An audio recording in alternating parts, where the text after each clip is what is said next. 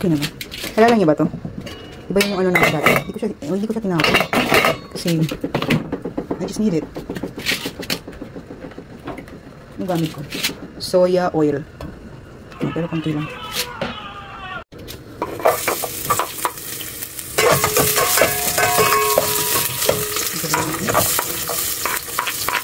Yan bawang. Hindi lang talaga ng mantika. Kasi hindi.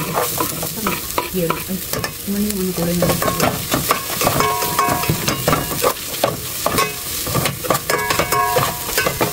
Tap naman. Ayan na to. Worth it naman talaga na hindi ko tinapon to. Kasi manipis siya eh. So, mas mabilis siya maluto.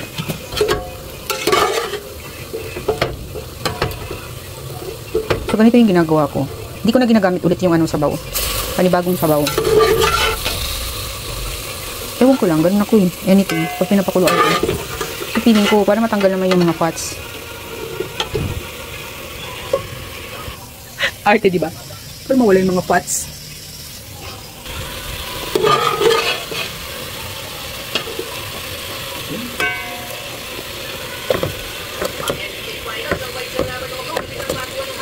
Hindi ko naman malambot ito. Kasi palalambutin pa rin naman natin siya.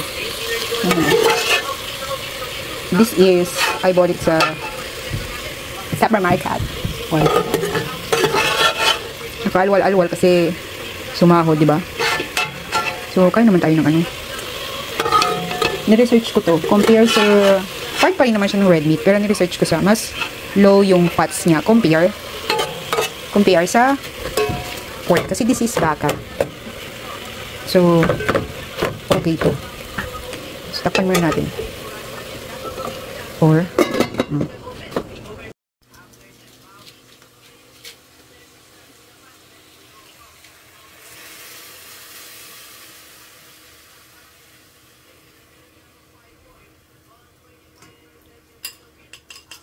Diyan ulit ang mayit na tubig ko.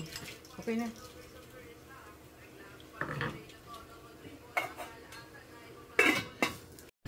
Anatosid to. Hindi ako nalalagay ng kahit anong ibang pangkulay. Ito lang. Binibili si Grocery hindi. Pinap. Ang nabili ko dito lang. Kaya ina lang lalagay ko. Ano natin. Yung maluto. Ba yun? Hindi lang. Suka. Peanut butter mo.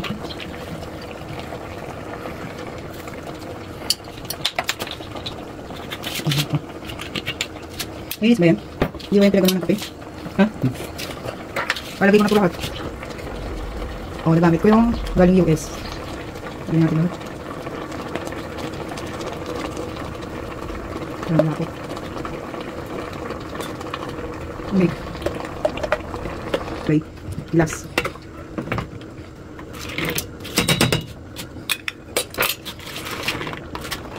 Larin ako naharap na peche kahit na lang. Pinis naman ito nito. Peanut butter pa nga. Ipulog. Kaya pa siya. More gulay. More healthy. Mali ang grammar. Healthier. I'm sure. Oh, takpan. Maluto. Hindi na ko.